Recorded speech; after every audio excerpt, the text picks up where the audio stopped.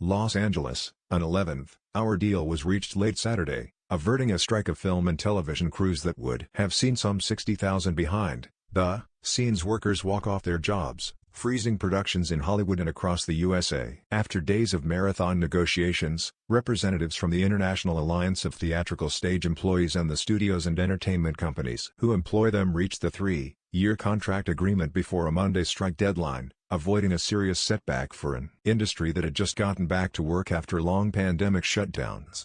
"This is a Hollywood ending," Union President Matthew Loeb said. "Our members stood firm.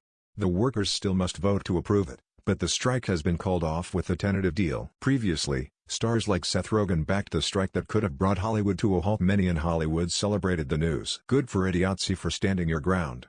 And don't forget we got your back anytime you need us," comedian, actor and writer Patton Oswalt wrote on Twitter. Yvette Nicole Brown, another actor, comic and writer, tweeted Union Strong, along with a link to a story reporting the agreement. "Congratulations Idiotzi brothers and sisters," Jennifer Garner wrote in her Instagram stories. The effects of the strike would have been immediate, with crews on long-term productions as well as daily series such as network talk shows walking off their jobs. Shows with short turnarounds like soap operas would also have felt immediate effects. The union represents cinematographers, camera operators, set designers, carpenters, hair and makeup artists and many others.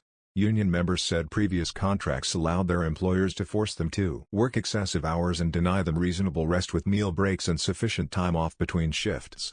Leaders said the lowest-paid crafts were receiving unlivable wages and streaming outlets including Netflix, Apple and Amazon were allowed to work them even harder for less money. Members of the crew union have been vocal on social media about the need for producers to pay more attention to the lives of those working behind the scenes. "How am I supposed to have a family while working 12 hours a day, even longer when you add commuting?"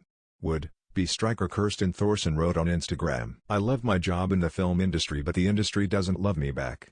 Top actors have come out in support of the strike in past weeks, knowing that their jobs wouldn't exist without the armies behind them. And most are themselves part of their own union, the Screen Actors Guild. "I just spent 9 months working with an incredibly hard-working crew of filmmakers through very challenging conditions," Ben Stiller wrote on Twitter. "Totally support them in fighting for better conditions." Idiotzi's statement on Saturday said the agreement addresses core issues, including reasonable rest periods, meal breaks, a living wage for those on the bottom of the pay scale, and significant increases in compensation to be paid by new media companies. The union reported on October 4 that its members had voted overwhelmingly to authorize a strike, setting off industry-wide fears, but talks immediately resumed between Idiotzi and the Alliance of Motion Picture and Television Producers, which represents the studios and other entertainment companies in negotiations. "We went toe-to-toe with some of the richest and most powerful entertainment and tech companies in the world, and we have now reached an agreement with the AMP that meets our members' needs," Loeb said. Loeb said in a statement last week that the union would continue bargaining with producers in the hopes of reaching an agreement. However, the pace of bargaining doesn't reflect any sense of urgency, Loeb said. "Without an end date, we could keep talking forever. Our members deserve to have their basic needs addressed now." AMP spokesman Jared Gonzalez confirmed the agreement had been reached. A Monday strike deadline was set on Wednesday when talks stagnated, but the union said subsequent negotiations were productive.